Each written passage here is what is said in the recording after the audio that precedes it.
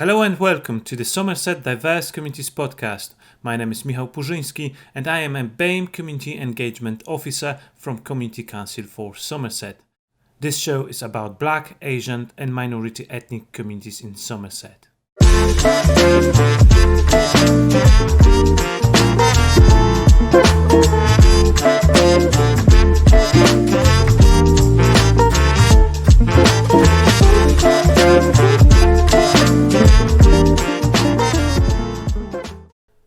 More than 11 million people are believed to have fled their homes in Ukraine since the conflict began, according to the United Nations, as well as the 5.3 million who have left for neighbouring countries. Another 6.5 million people are thought to be displaced inside the war-torn country itself. Poland has taken 3,075,200 refugees. Romania, 836,173 refugees. Before I will ask what the UK is doing to help Ukrainian refugees, or rather I should ask what Somerset is doing to help refugees, please let me to introduce Simon Forrester, the chair of Taunton Welcomes Refugees.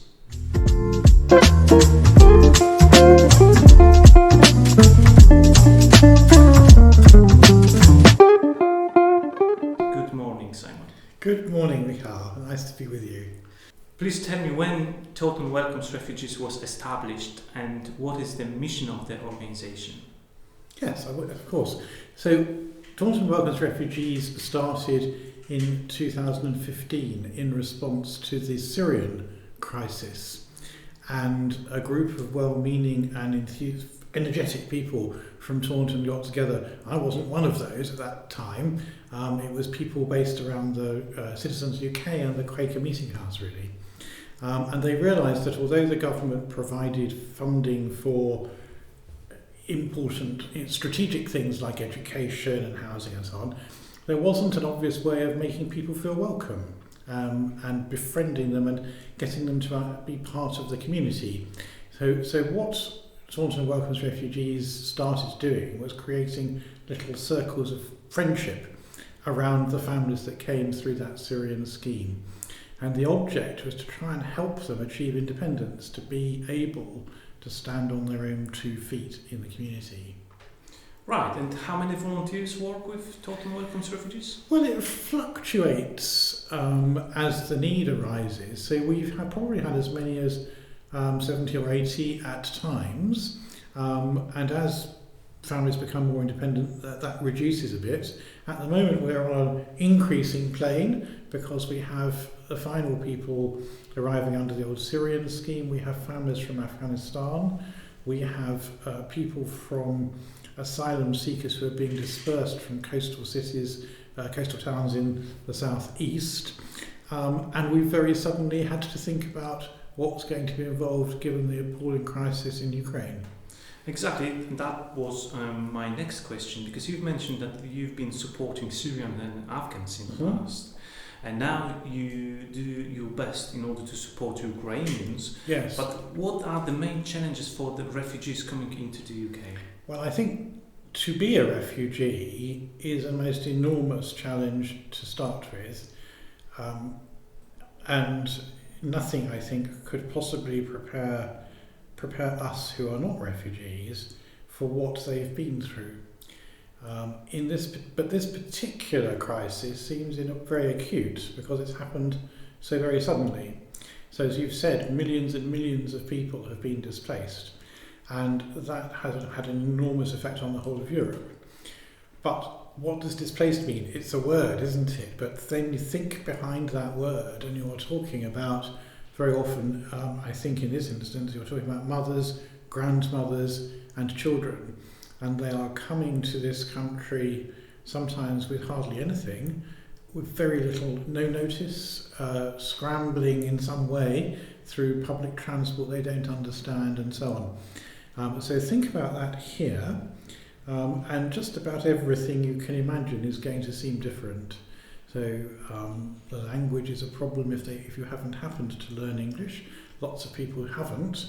So we have a big issue about people being able to communicate. We have issues around people getting medical help. We have issues around people being able to get education for their children. and transport in a rural area like Somerset.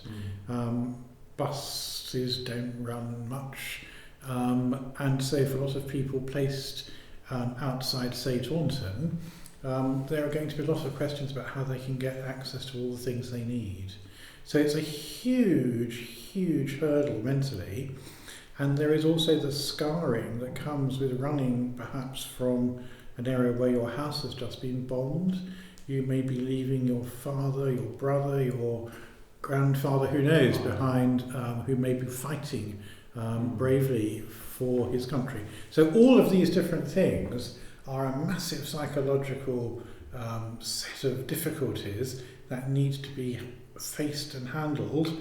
But there's no answer to this. We can't say, oh, here's a pill and take that, you'll be fine.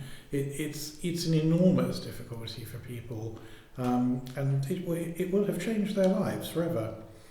Yeah, I can imagine, but I think we are at the beginning of the whole journey with the Ukrainian refugees. Yes. But in terms of Afghans and Syrians, are you able to say how many families you are working with?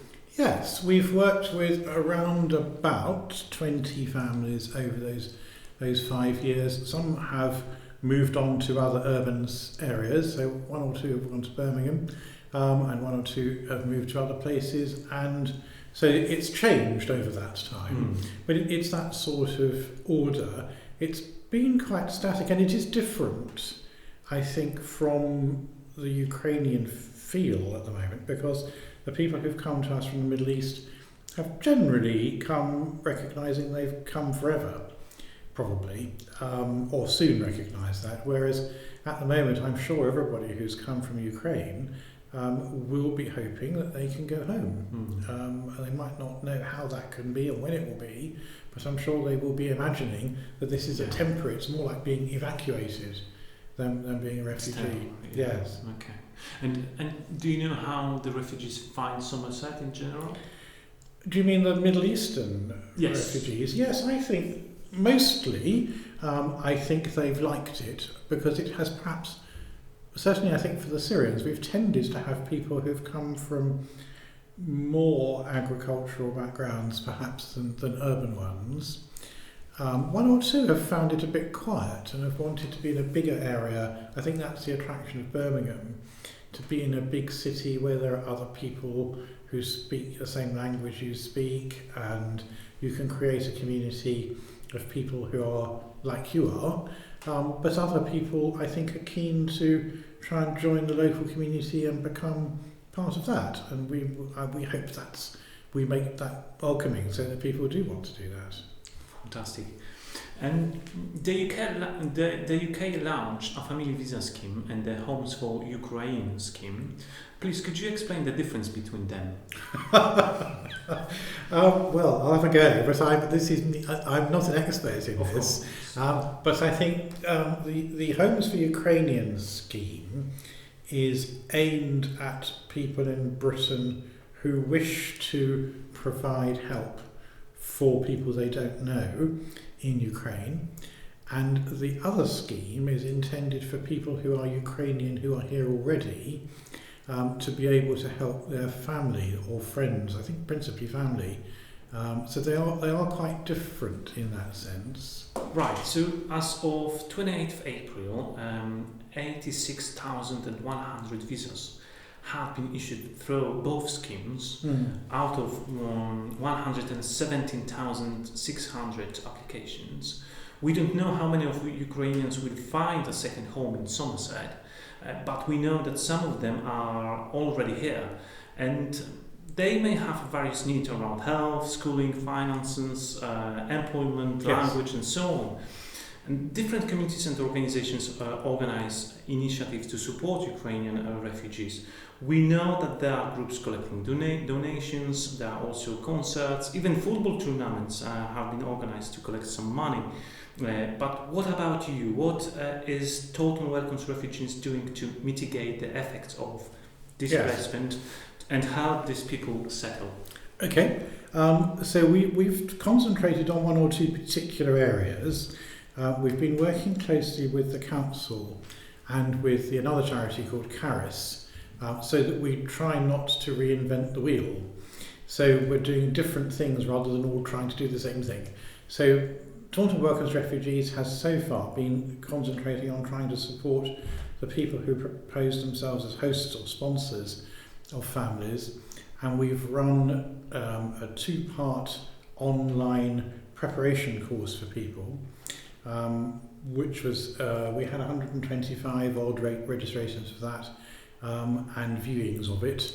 And that has been intended to support people who've already committed themselves to do this by giving them some thoughts from the sort of experiences we've had already, so that people are as prepared as they can be. And it's also been intended as a discussion point for people who aren't quite sure. They're thinking they might, but they might not have thought through exactly what it will be like. So we've done that. We're probably going to run another version of that and record it so that it just can be picked up online whenever people want. So there'll be a lot, maybe other people who still haven't had a chance to see it, and that will give them and it'll be a slightly more polished version, perhaps because we've done it once, so we've learned a little bit. So that's the first bit of what we propose to do. We're thinking of organising sometime at the end of May or early June an event for hosts who now have got guests staying with them. Okay. Probably in an evening. It'll probably be in the Quaker Meeting House. And the idea is just come along, we'll perhaps have a presentation about something helpful, but we also want to have a chance for people to talk to each other about how it's going. Because I think there's an awful lot of support to be gained by knowing that the things you weren't expecting didn't just happen to you, but they've happened to lots of other people too. Because there are bound to be all kinds of things that nobody had been prepared for. Yes. So that's the idea, that's our second bit of it. And then the Council and Caris are looking at organising what they've called a series of hubs, which will be physical places across the county. This is still being developed at the moment, and we will contribute to that in some way when we've got a clearer idea of how that will work. So part of that will be for people from Ukraine to get together and to get information they might need and so on, but also to be a place that the hosting families can go to ask questions, things that there will be all kinds of questions that nobody will have thought of the answer to yet. So that's the idea of that, is that will be a more ongoing thing that will go across probably for 6 months or so, perhaps longer. It's quite hard to tell at the moment how long we'll need to do a lot of these things. That's the idea. Right, and in terms of that preparation course for hosting Ukrainian refugees, could you tell a little bit more about the content itself, please? Yes, of course. So we did this in two phases, really. The first part was trying to get together some information about Ukrainian culture and the way of life, so that people could understand the things that might be of importance in the eyes of the people who are coming to be guests here. So talking a bit about what is life like in Ukraine, what are the things of importance, like the Orthodox Church, which is not something people have a lot of acquaintance with here, and that sort of thing. A bit about the language, a bit about the history of the country, its boundaries, that sort of thing, really. So we covered those ideas, and then in the second part of it, we talked a bit more practically about the sort of issues that arise with people who are displaced.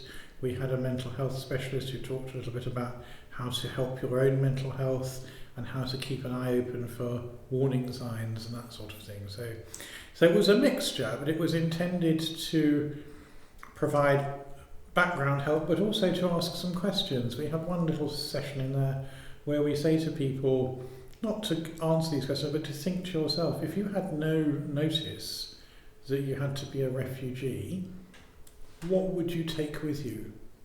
Who would you take with you? Where would you go? And because for most of us here, we've never had to think about any of those things. And these are questions that people have had to answer for themselves really quickly. And some of them may think they didn't get those answers right when they get here. So trying to put yourself momentarily in those same shoes is a way of helping people just to prepare. Very difficult. And if there's someone who's listening to this podcast right now who's hoping to become a host and would like to take part in one of your courses, what do you need to do? Go to our website, www.tauntonwelcomesrefugees.co.uk. There's a Ukraine page on the website, and that will lead you to all the most recent information about what we're doing. And what people could do to support your organisation and the Ukrainian refugees in Somerset? What would you like to say to people? Well, I think the first and most important thing for all of the people is to go on being the nice, kind, smiling people we are, because it's of such importance that it should seem like a friendly place, and I think it really does and is. And all of the people we work with from different backgrounds, I think, have found hardly ever any racism, which is a wonderful tribute to this area. At the moment, there are lots of Ukraine flags flying, aren't there, and so on. So we hope that seems welcoming. But be welcoming and patient in your day-to-day dealings with people. That's the first thing. The second thing is, if you want to do something more practical, but not perhaps be able to host, we're always looking for pairs of hands and brains who can help us with projects and ideas and things to do. So that's great. And if you want to give money, there's the Disasters and Emergencies Committee and the Red Cross, who are doing great work out on the front on the edge of Ukraine and Poland and Moldova. And so that's a good place to give money.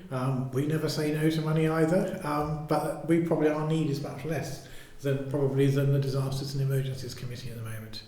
Right. So I do believe that in order to find a bit more about your organisation, would be to visit your website. Just mentioned about. And have you got a Facebook profile as well? We do indeed. Yes, we're on Facebook, and we also use Twitter as well. So we can be found in different places. The Facebook is more of a reflective, quickly changing thing where we put on information about things that are happening straight away.